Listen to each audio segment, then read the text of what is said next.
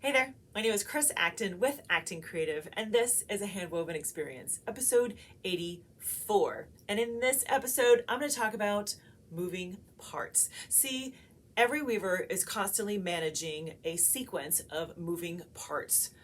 It's a little dance between the loom and the shuttle throughout the whole fabric. So you have options for how you kind of organize those bits though. So that's what we're going to talk about today. So let's start at the beginning. As you are looking at your loom, you have two main components that are always moving. The first one, the beater bar. It's this piece here that moves towards you and back and compresses the weft yarn into the fabric, okay? Your second moving component is your levers if you're on a table loom like this, or treadles if you're on a floor loom. And what they're doing is they are lifting and separating your warp yarns such that your shuttle can come along.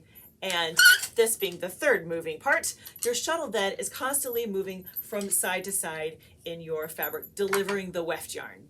So you're constantly in this kind of repeat of set it up, toss the shuttle, compress the yarns. Set it up, toss the shuttle, compress the yarns. That is a sequence over and over as you're going through the weaving process. But there's two different methods you can use for that repeat. And I'm going to show you how I do it and explain why. And then you can choose for yourself which is better and feels right on your end. Okay, so for me, as I am weaving, I set up whichever yarns I want to be lifted for my pattern. I take my shuttle, I toss it to the other side, and I move my beater bar forward. And at this point, I keep the beater bar close to me and I switch my yarns here, my warp yarns here. And then I go back and do it again. So I have set up what I want. You toss the shuttle, pull the beater bar, I keep it close to me, and then I switch. Now, here's why I do it that way. When I was first learning, what I discovered is that I like to really pull in on my sides. It's just kind of naturally how I do it. I'm guessing that these days I'm not nearly as bad. But when I started, that was one of my major problems. My edges just kind of did this little V shape. Can anyone relate to that? Because that can be a problem, right? So what I found for me is that it was better if I had my beater bar close to me when I switched which yarns were up and down. This, I feel like, keeps my width wider than if I do it the other way. Here's what the other way looks like then. So let's see here. So I've set up which yarns are up and which yarns are down.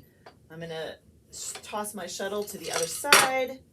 I'm going to pull the beater bar forward and back, and then I'm going to switch. Okay, I'll do it again so you can see it.